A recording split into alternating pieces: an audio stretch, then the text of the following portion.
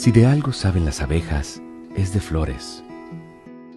Hay de todo tipo y para todos los momentos.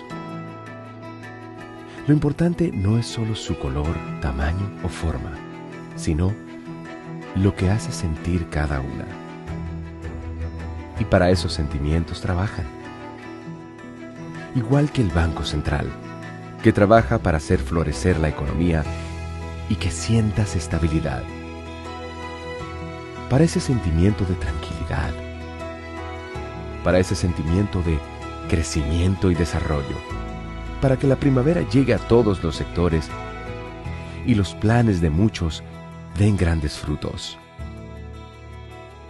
Banco Central de la República Dominicana, 75 años trabajando por una estabilidad que se siente.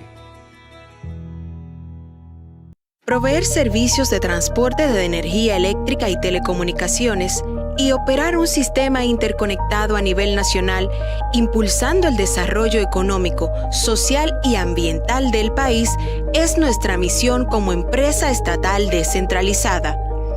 Nuestra gente está comprometida en ser parte integral en la construcción del desarrollo del país y expandir ese progreso a todos los dominicanos, desde los centros de generación a las subestaciones de distribución, con calidad, integridad, compromiso, transparencia, seguridad y en armonía con la comunidad y el medio ambiente. Ese es el reto que cada uno de los integrantes de esta gran familia ha asumido con empeño y dedicación para unir el país con energía. Empresa de Transmisión Eléctrica Dominicana, ETED, uniendo al país con energía. El dominicano, cuando quiere puede, lucha como nadie para progresar. En su corazón la esperanza crece, sabe que la fuerza está en la unidad. Dominicana, dominicano, somos vencedores si me das la mano. Le dimos pa' allá y lo hicimos. Juntos dimos el valor que merece nuestro arte y nuestra cultura, para seguir apoyando el crecimiento de nuestro talento y de nuestra gente. Banreservas, el banco de todos los dominicanos.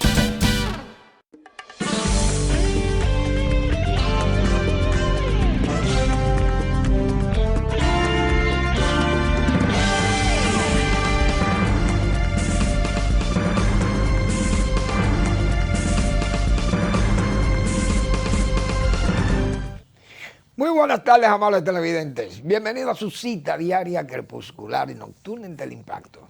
Es al final de la tarde despidiendo el sol y comenzando la noche. Ponga su caridad en buenas manos. Apoyen el patronato de lucha contra el cáncer de Villa González y estarán satisfechos de haber puesto su caridad en manos no pecaminosas, manos sin fines de lucro. Solo servirle al prójimo más carenciado, afectado por una enfermedad catastrófica como es el cáncer. 809-443-8010. También el Hogar Escuela Santo Domingo Sabio espera por usted, por su caridad también, porque allí se forman jóvenes en alto riesgo. Ese joven que andan delinquiendo y que pudo haber sido un alumno de esa escuela de formación para ciudadanos, para sacar a esos jóvenes, sacarlos del crimen. Y hay que hacer un esfuerzo siempre para apoyar ese tipo de institución, y más regentada por los salesianos de la Iglesia Católica. Avenida Independencia, casi esquina Avenida General Gregorio Luperón. Bueno, tengo que expresar mi más sentida notas de condolencia a la familia de Roosevelt Comarazami. Roosevelt no solamente fue un profesional de la narrativa deportiva, sino fue un profesional graduado de abogado también. Y esa cultura tan amplia en todas las ramas de Roosevelt Comarazami. Roosevelt falleció con una edad todavía muy joven prácticamente para estos tiempos, imagínense, con 74 años. Pero Roosevelt comenzó desde muy joven con la narrativa deportiva, uniéndose a grandes talentos y a gente de servicio amplio en esa rama de la comunicación, que es la narrativa o la narración deportiva.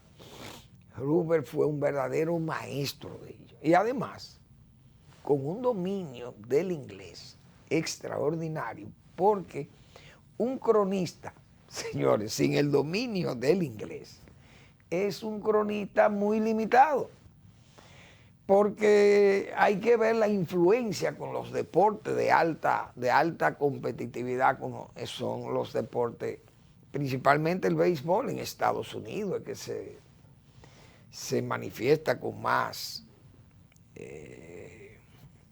fuerza, pero todo.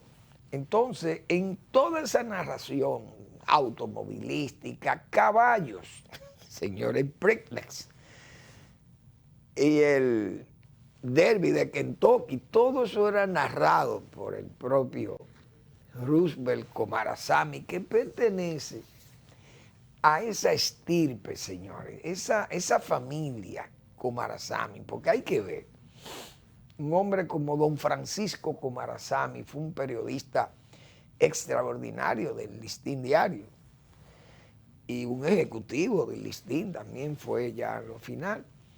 Pero su tío, don Eduardo Komarasamy, que yo lo recuerdo, fue director de prensa de Balaguer, del gobierno de Balaguer. Señores, imagínense ustedes. Don César Herrera Cabral. Usted sabe la calidad de esa gente que eran los que estaban con Balaguer. ¿Y usted cree que eso buscaban pesitos, ni brindenme un fraco de romo, ni nada? Señores, eso era una estirpe, ¿verdad? Por eso es que yo hablo de esas personalidades, que fueron personalidades extraordinarias, gente que espigó aquí y se distinguían porque eran gente de pureza en el comportamiento, señor. Esa es la estirpe de Roosevelt Komarasamy, que ha fallecido. Un periodista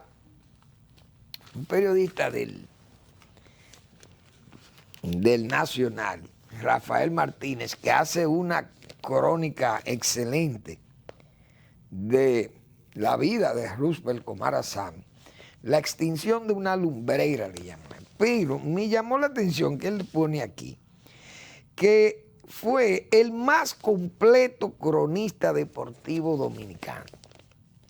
Y esa es la pura verdad, el más completo, porque es que Roosevelt se distinguió en todas esas ramas de los deportes, como hemos señalado. Que en paz descanse Roosevelt. Sus hijos, que estudiaron con los hijos míos ahí en San Judas Tadeo, Francina y Benji, mis condolencias a su esposa y a los demás que yo no le conozco porque solamente podía ver ahí en el colegio a Francina y a Benji, pero Roosevelt siempre caballeroso y una persona integérrima, decente y un hombre de fino trato. Esa es la pura verdad. Que en paz descanse nuestro Roosevelt Komarasamy, tan distinguido. Daniel, su hermano, también murió joven, recuerdo, un infarto. Murió Daniel, muy joven, ingeniero. Excelente, esa familia Komarasamy, ejemplar. Que en paz descanse mi amigo Roosevelt Komarasamy. Y uno hablando de esas personalidades, señores. Don Eduardo Komarasamy, qué hombre tan serio. Ese hombre director de prensa de Balaguer. Don César Herrera. Dios mío. Usted tiene un Juan Luis González. Ay, Dios mío. Vaya mi saludo a Juan Luis, que vive muy tranquilamente y con su salud muy bien, cosa que yo me alegro mucho. Y aprovecho para darle un saludo a Juan Luis González, mi amigo Juan Luis González, que era el presentador de Balaguer. Entonces eso era gente. Y uno ve ahora, alcanza uno a ver muchísimos mequetrefes, como dicen la gente, y muchísimos mojigatos y gente que verdaderamente sin talento, chabacanos y hacen de todas las diabluras. Virgen de Altagracia. Bueno, entonces, y hablando de Balaguer, precisamente, yo creo que tomé nota de unas declaraciones que dio el señor Julio César Valentín. Julio César Valentín, político, diríamos, de estos políticos emergentes que salieron ahí en el PLD, que era un partido que comenzó a formar jóvenes y lo formó como políticos casi idealistas, pero cuando llegaron al poder se convirtieron en populistas y en individualistas, y todos los istas menos comunistas ni izquierdistas. Entonces terminaron también como derechistas, porque la vida de los derechistas le encantó a muchísimos de esos dirigentes del PLD, que usted lo veía que eran gente que andaban, gente más humilde, gente que de extracción muy pobre, muchos, una gran mayoría, y lograron formarse en sus carreras universitarias, bueno, y fueron creciendo políticamente después que llegaron al poder gracias a Balaguer. Óiganse bien. Entonces, yo vi unas declaraciones de este señor diciendo que el señor Abel Martínez es más derechista que Balaguer. Y en verdad, uno tiene que, no merece la refutación, porque Julio César Valentín, si es Balaguer, Balaguer lo colma de elogios, porque Balaguer era así. No le hubiera refutado nada de eso, pero esta gente no van a aprender a ser políticos de raza. Por eso es, porque son unos improvisados. Es decir, usted, no porque lo que él le dijo a Abel, que también es una falta de respeto que le dijera eso a Abel Martínez, pues compañeros ellos de su partido y esas cosas, sino faltarle respeto a la figura política de Balaguer. ¿Y por qué yo digo esto? Porque ¿cómo usted va a encasillar a Balaguer como un político de derecha? Es decir, derechista, él no quiere ser derechista, pero es que Balaguer tuvo un comportamiento político más serio que todos ellos, los del PLD. Porque es que Balaguer no le llamó nada, nunca le llamó atención la riqueza. Y ellos, todo le llamó la atención la riqueza, con algunas excepciones que son verdaderamente destacables. Pero este señor, ¿cómo viene a encasillar a un hombre como Balaguer? Porque es que a Balaguer, no, yo digo que en Balaguer tal vez no cae en la cuadratura del círculo. Porque yo, Manuel Fermín, le tengo una definición ideológica a Balaguer. No es que es reformista, porque entonces Balaguer ni fue de izquierda, ni era capitalista, ni era socialista, ni fue comunista. Entonces Balaguer, si hubiera sido todo lo contrario, era la cuadratura del círculo. Pero Balaguer fue un revolucionario moderado, pienso yo. Más revolucionario que todos estos, ese que le critica a Julio César Valentín. Porque Balaguer fue un político coherente. Nunca negó a Trujillo. Nunca negó a Trujillo. Incluso en sus momentos de más poder, Joaquín Balaguer, cuando escribió sus memorias, tenía que distinguir cosas buenas del régimen. Incluso su panegírico al jefe fue, vamos a decir que es verdad que había ciertas posiciones casi, yo diría, hasta dubitativas, porque Balaguer, aunque elogiaba al jefe ahí, también criticaba a muchos de sus cercanos que cometieron muchísimas tropelías a nombre de ese muerto, como decía él en ese panegírico. Y entonces, bueno, pues destacó cosas, las cosas buenas de Trujillo se las destacó ahí, porque Balaguer era coherente. Nunca le sacó, como se dice, el cuerpo a una posición ni política, ni religiosa, ni nada. Tenía su formación y su creencia. Entonces Balaguer era más firme que todos estos críticos. Entonces me llamó la atención que este señor agrediera, diríamos, a Balaguer, ideológicamente agrediera a Balaguer, diciéndole derechista, un derechista más. Ahora, ¿cuál de estos mojigatos, siendo presidente, se atrevía, por ejemplo, a cerrar a Falcon Bridge? ¿Es un gesto de izquierda, es un gesto de derecha, es un gesto de comunista o es un gesto de un revolucionario moderado, como yo lo señalo? ¿Qué gesto era ese en plena Guerra Fría?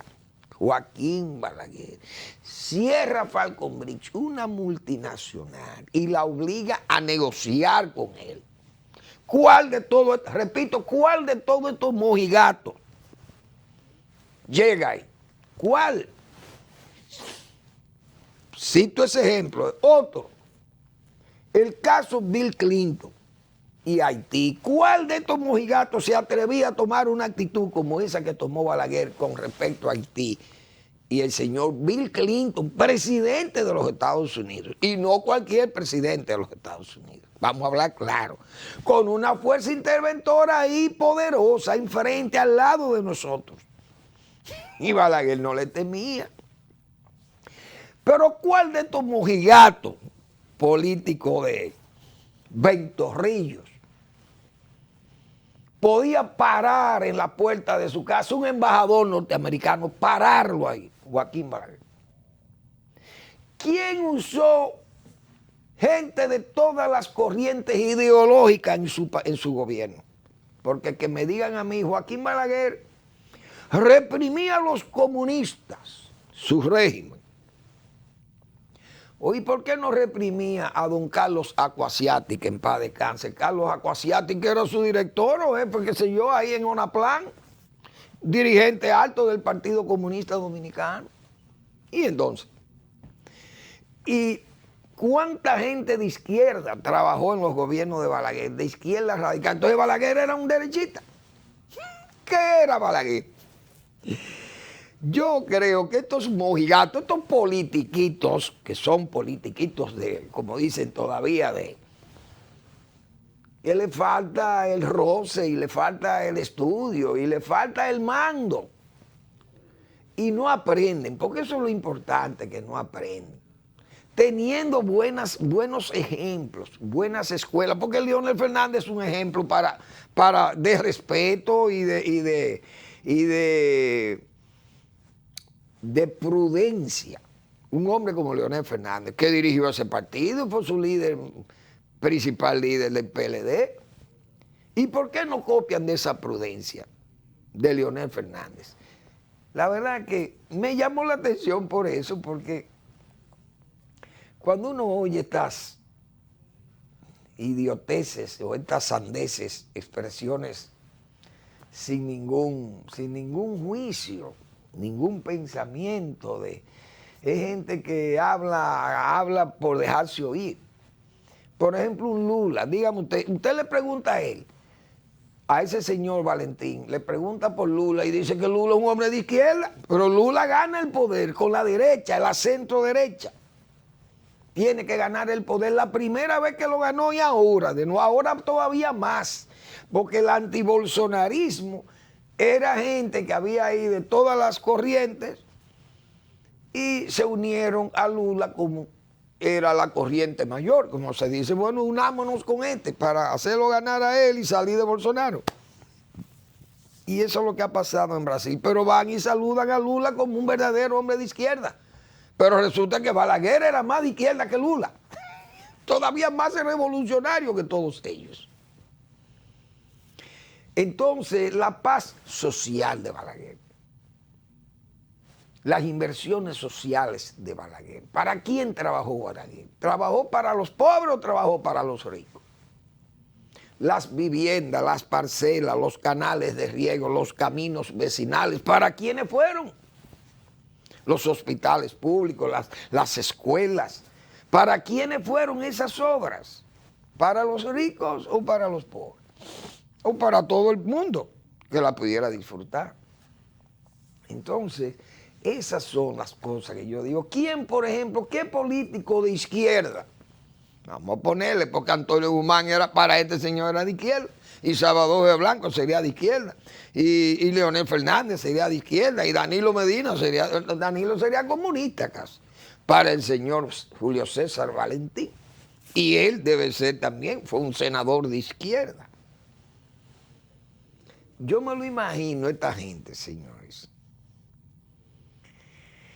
obligando a aquellas fuerzas caciquiles rurales,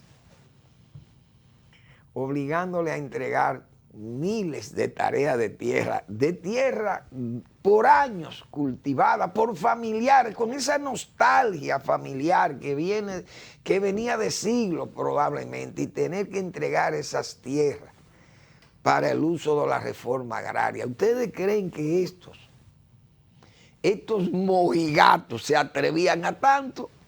Eso eran posiciones de un hombre de izquierda, más que de izquierda, de un hombre coherente, Balaguer. Entonces, por eso fue que cuando vino al país Fidel Castro, que era diríamos, el ícono de los izquierdistas dominicanos, y me imagino que del señor Valentín,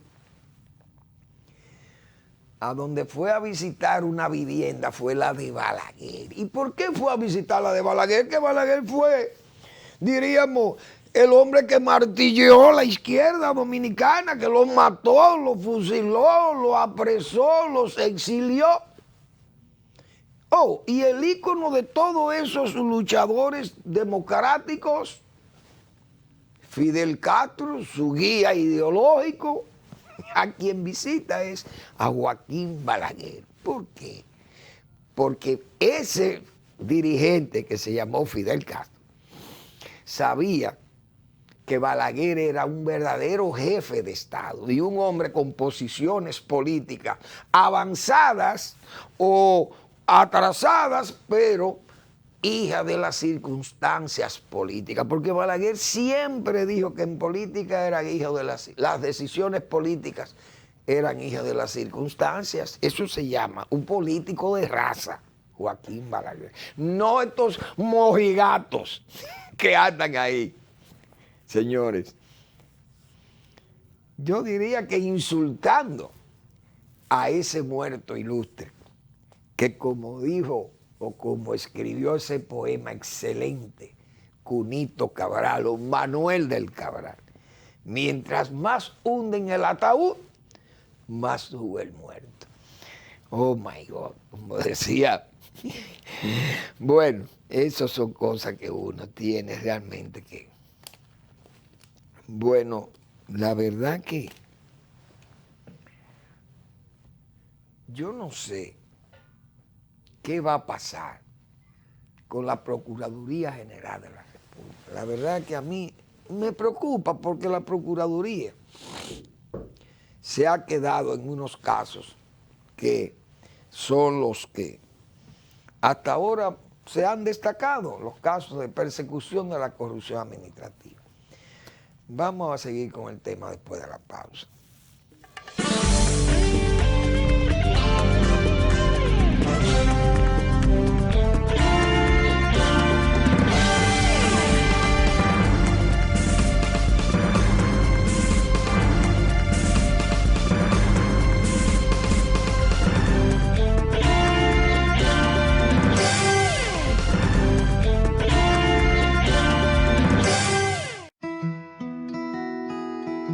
Si de algo saben las abejas, es de flores. Hay de todo tipo y para todos los momentos. Lo importante no es solo su color, tamaño o forma, sino lo que hace sentir cada una. Y para esos sentimientos trabajan. igual que el Banco Central, que trabaja para hacer florecer la economía y que sientas estabilidad. Para ese sentimiento de tranquilidad, para ese sentimiento de crecimiento y desarrollo, para que la primavera llegue a todos los sectores y los planes de muchos den grandes frutos.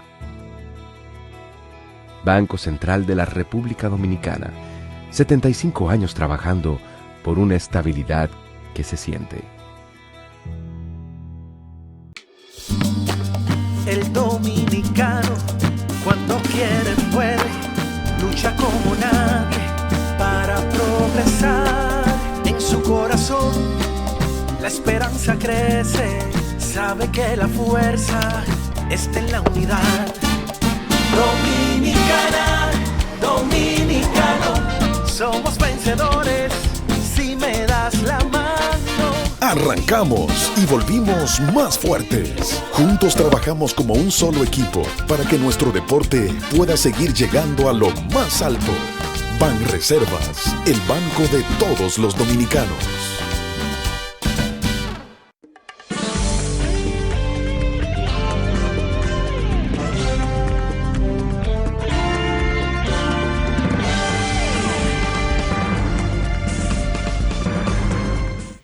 Bien, refiriéndonos a ese caso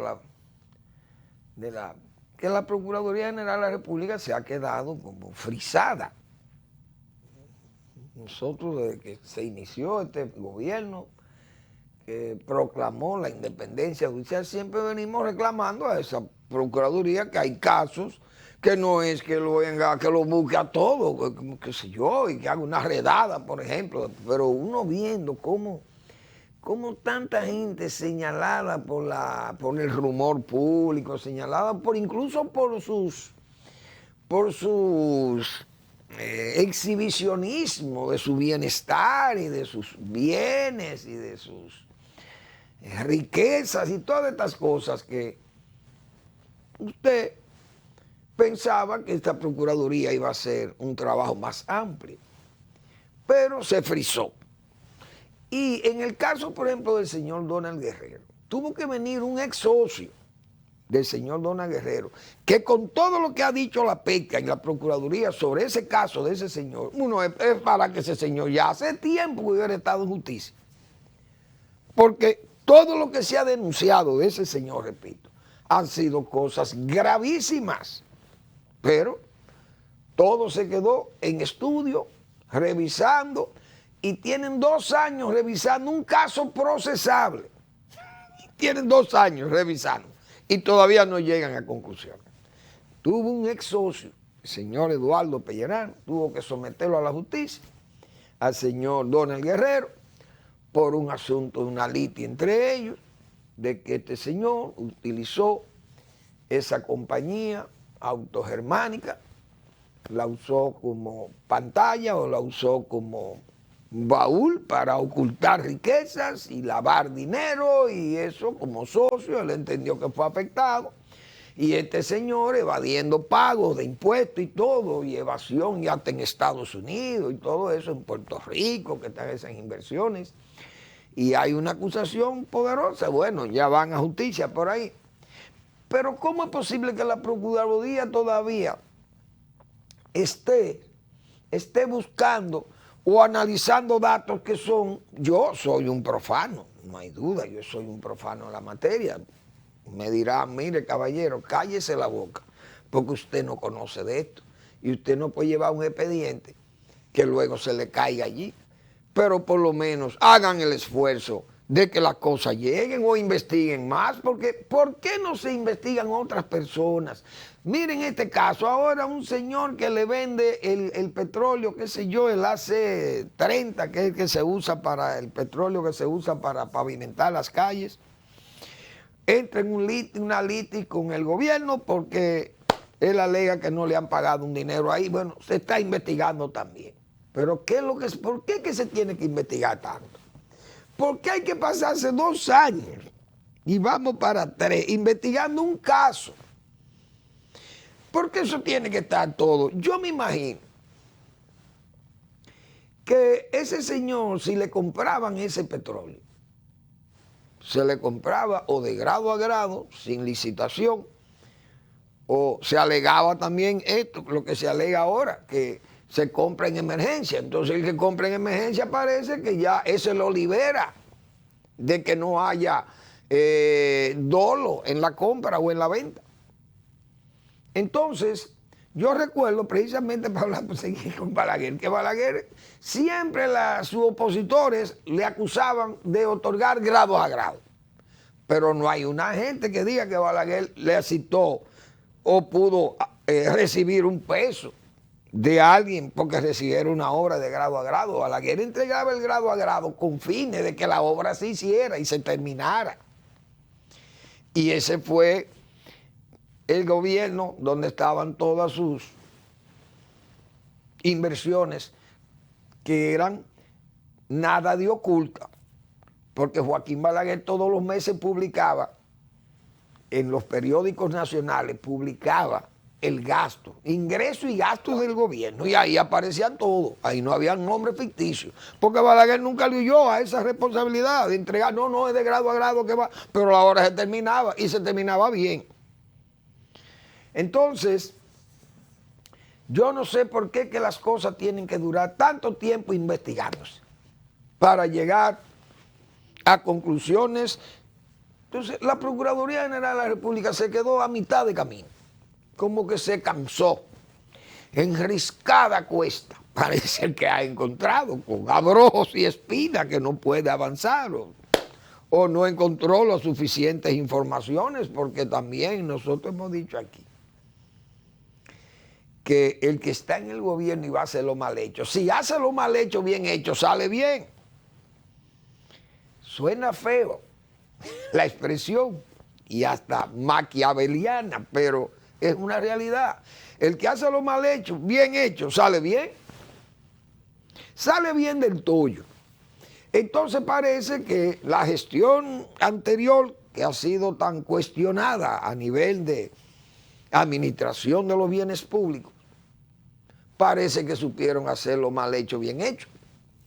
Y no hay forma de conseguir pruebas, parece que puedan dar pie a que sean inculpados esta gente o imputados en actos de corrupción. Bueno, entonces que digan que esa gente está limpio, que está bien. Y así nos quitamos esas dudas, perdón, razonables. Bueno, señores, hoy acaba de pasar un hecho muy grave. Y ojalá eso se pueda desenredar de una forma lo más pragmática que se pueda, para evitar que la guerra se incremente a niveles más peligrosos, la guerra rusa-ucraniana. Hoy, en noticias de último minuto, se dice que 2 misiles entraron a territorio polaco y destruyeron un granero, un territorio que está a unos 10 kilómetros de la frontera de Ucrania. Esos misiles se estrellaron en un granero y mataron 2 personas en Polonia. Las agencias, principalmente la agencia norteamericana, la CIA y eso, la agencia inglesa y las agencias europeas, están tratando de determinar qué pasó ahí. Porque Polonia ha solicitado una reunión urgente del Consejo de Seguridad de ellos, de Polonia, no de la OTAN. Recuerden que todo país que sea agredido, siendo un país miembro de la OTAN, los demás miembros de la OTAN están en el deber de salir en su defensa. Es decir, un ataque a uno es un ataque a todos. Rusia es consciente de eso. Y yo creo que Putin no puede llegar hasta ahí de que atacar a Polonia sería declararle la guerra a la OTAN. Y no es verdad que en la situación que está Rusia puede soportar una guerra en varios frentes más. Porque si el frente de Ucrania ha sido una derrota descomunal, la que ha tenido, humillante, con un ejército como el de Ucrania, imagínense peleándole un ejército como el de la OTAN, sería la cosa, la debacle, incluyendo a Turquía, que es de la OTAN, y un país vecino y que maneja el Mar Negro, junto con Rusia y todos esos países que son parte del litoral de ese mar. Pero se sospecha, y puede ser esto, tal vez será ese el argumento que se usará para no ampliar ese conflicto, es que Ucrania, tratando o tal vez pudo interceptar 2 misiles o más, que de eso que lanza Rusia a lo loco, y gente que no tiene para una tecnología que está atrasada, una vergüenza, para una potencia, una superpotencia como es Rusia. Parece que Ucrania, tal vez de esos misiles que derribó, tal vez porciones de él llegaron a Polonia y se estrellaron en un área rural de Polonia. Esa ha sido la explicación, una de las explicaciones que han corrido en Europa de que puede haber sido eso, que Ucrania derribara esto y eso impactara allí, pedazos de eso, impactaran ese territorio de Polonia.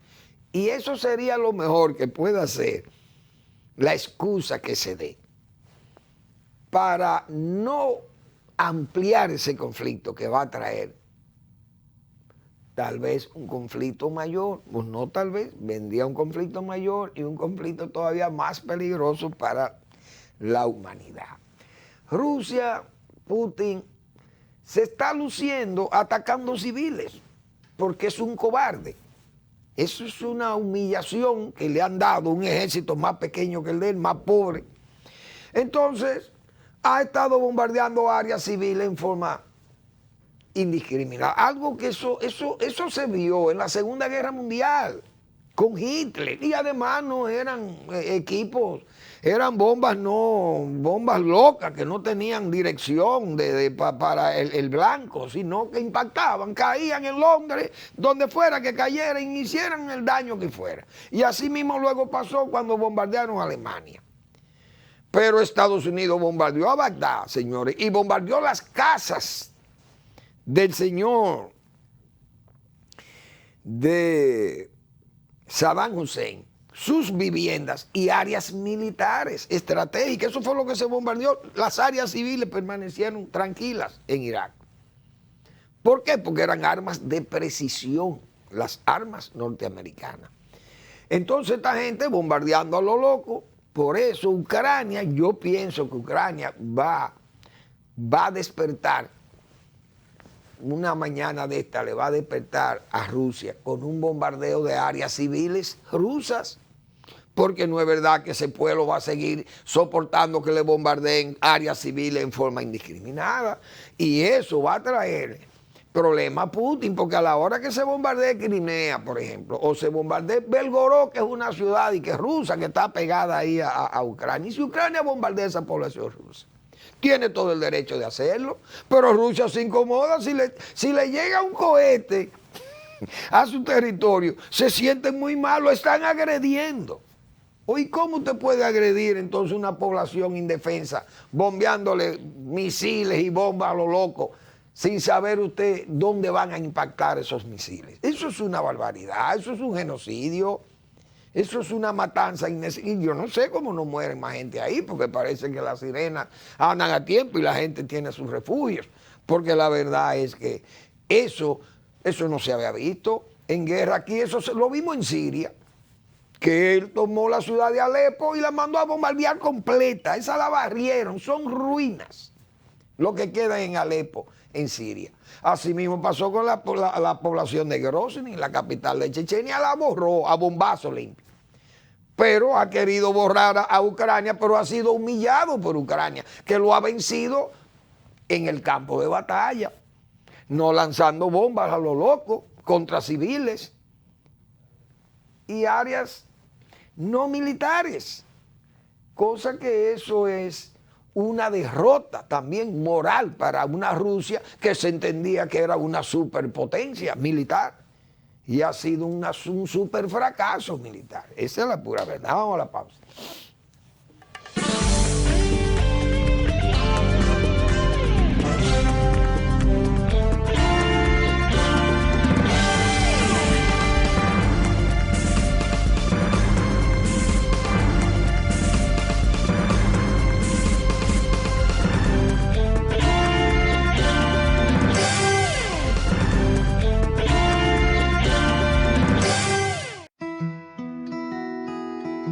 Si de algo saben las abejas, es de flores.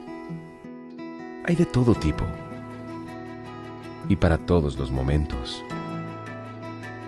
Lo importante no es solo su color, tamaño o forma, sino lo que hace sentir cada una.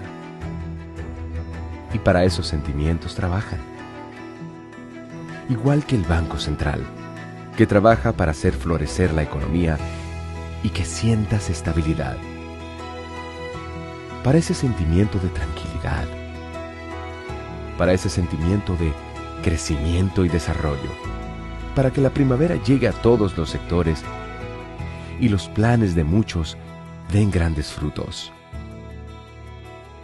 Banco Central de la República Dominicana, 75 años trabajando por una estabilidad que se siente. Proveer servicios de transporte de energía eléctrica y telecomunicaciones y operar un sistema interconectado a nivel nacional, impulsando el desarrollo económico, social y ambiental del país, es nuestra misión como empresa estatal descentralizada. Nuestra gente está comprometida en ser parte integral en la construcción del desarrollo del país y expandir ese progreso a todos los dominicanos, desde los centros de generación a las subestaciones de distribución, con calidad, integridad, compromiso, transparencia, seguridad y en armonía con la comunidad y el medio ambiente. Ese es el reto que cada uno de los integrantes de esta gran familia ha asumido con empeño y dedicación para unir el país con energía. Empresa de Transmisión Eléctrica Dominicana, ETED, uniendo al país con energía. El dominicano, cuando quiere puede, lucha como nadie para progresar. En su corazón la esperanza crece, sabe que la fuerza está en la unidad. Dominicana, dominicano, somos vencedores si me das la mano. Arrancamos y volvimos más fuertes. Juntos trabajamos como un solo equipo para que nuestro deporte pueda seguir llegando a lo más alto. Banreservas, el banco de todos los dominicanos.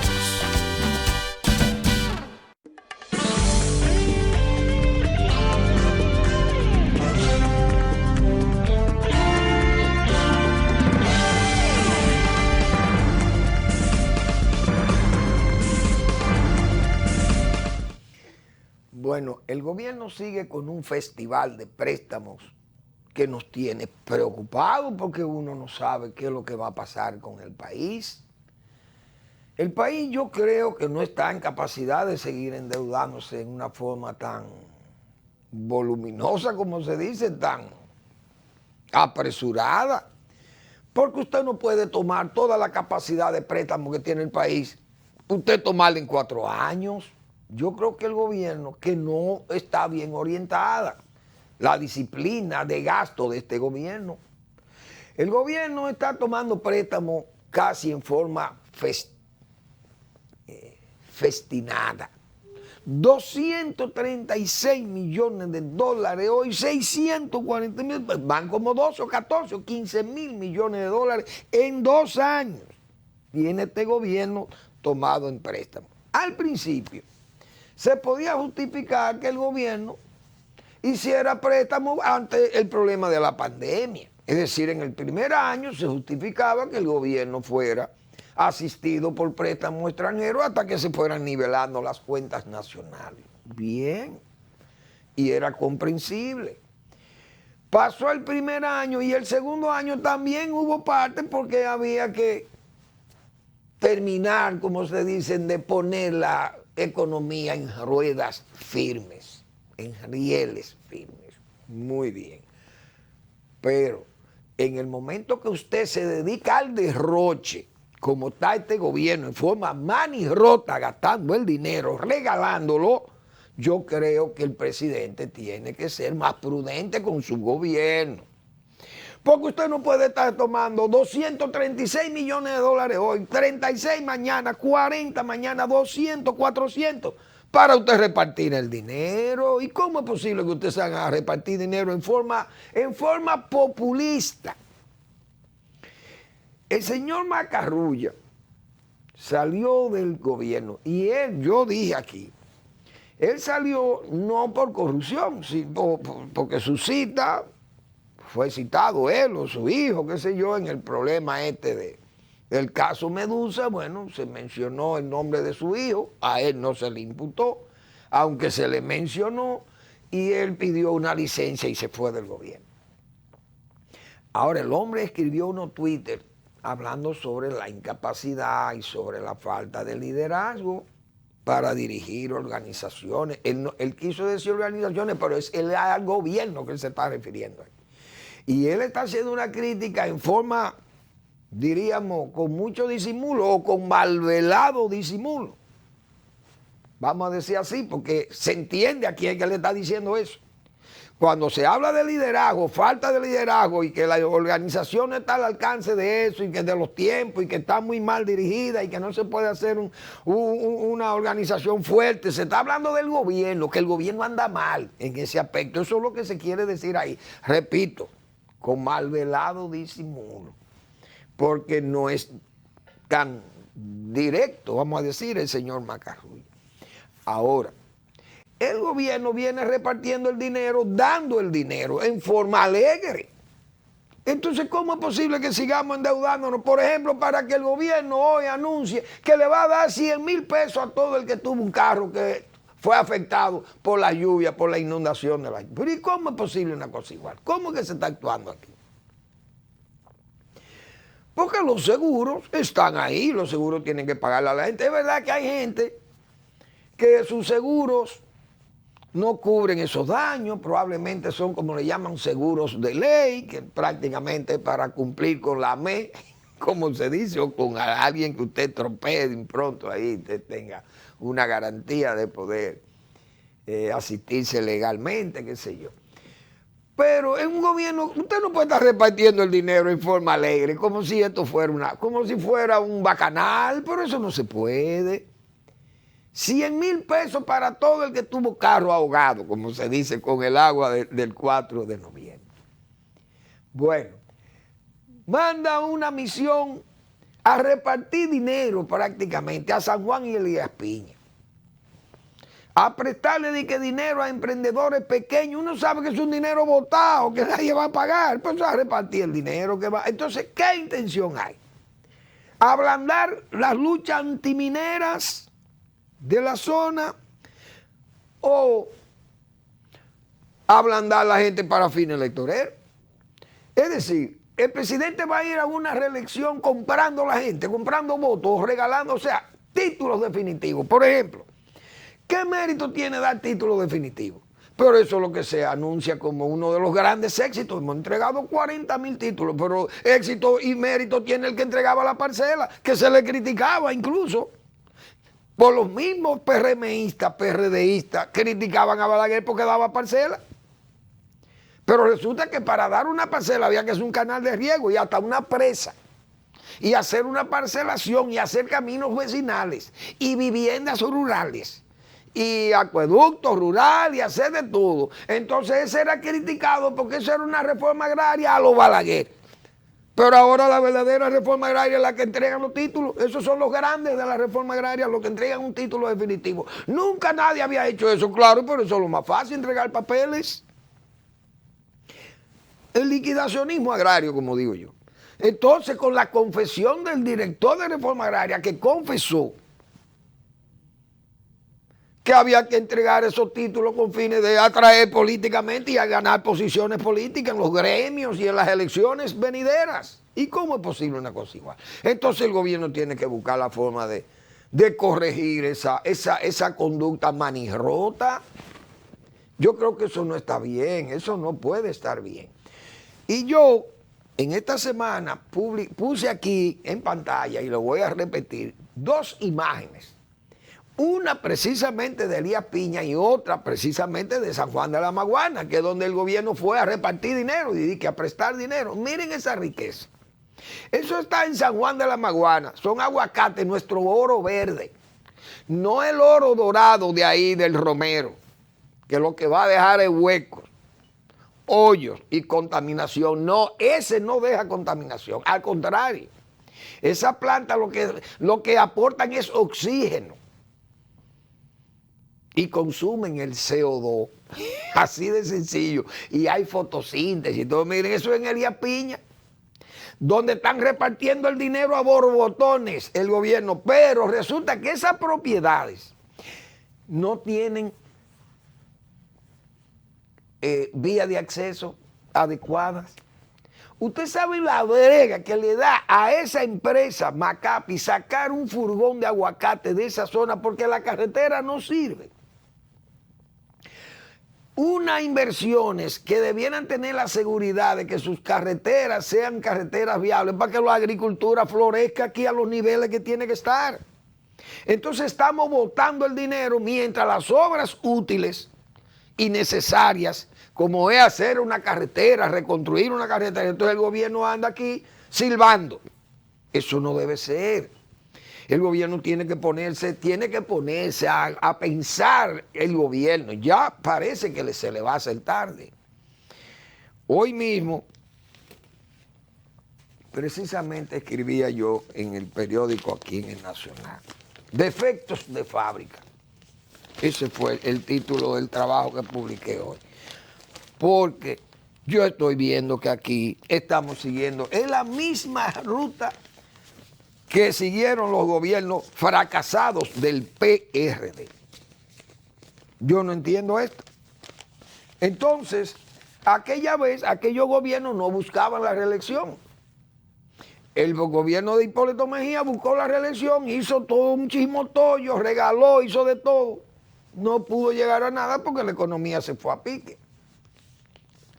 Este gobierno tiene la economía haciendo un esfuerzo, las autoridades hacen un esfuerzo extraordinario por mantener las actividades macroeconómicas y una estabilidad. Pero si usted coge el gasto y lo malgasta lo que se está recogiendo, recolectando y usando el préstamo fácil de la bóveda extranjera, entonces no vamos, es que vamos al revés. ¿Qué decía yo por aquí? El presidente, aunque ha sabido vadear muy prudentemente estos atajos, esa dejación de la obligación. Hay gente que está haciendo lo que le da la gana también en el gobierno. Hay fuerte sospecha de corrupción que no recibirá sanción porque ensombrecería la gestión y que en un tercer año se convierten en ultimátums y verdaderas celadas junto a la acumulación de promesas propias del gobierno coloquial y que sería su mayor amenaza al laberíntico proyecto reeleccionista. Aquí yo me refiero también a la posición que han adoptado algunos PRDistas o PRMistas que trajeron tantos problemas al PRD. Parece que nos encaminamos a la triple repetición de otro gobierno de origen PRDista que no llena las expectativas. Y para confirmar el acerto, vemos la actitud de algunos dirigentes que, sin ponderar los inconvenientes, se implican imprudentemente en una vía de resistencia con el liderazgo del presidente, como una réplica de aquellas situaciones de división interna en el viejo partido. Siguen jalonados por aquellos episodios de actuar con poco tacto, asaltar las instituciones como acaba de verse con la administración hospitalaria politizada y en conflicto con el gremio médico, todo por el enorme ejército de exigencias, codicias y frustraciones de una militancia que poco entiende de institucionalidad. El gobierno tiene que enderezarse. Este gobierno está llevando una conducta de gastar, no administrar los recursos públicos, y eso no es una buena política de administración. Y quizás, digo yo, porque repito, ha hecho con malvelado disimulo el señor Macarrulla, tal vez se refiere a muchas de esas cosas que él pudo apreciar en el tiempo que estuvo al frente de un alto cargo como es ministro de la presidencia del gobierno dominicano. Señores, gracias por su atención. Nos vemos mañana en otra entrega de Al Final de la Tarde, despidiendo el sol y comenzando la noche.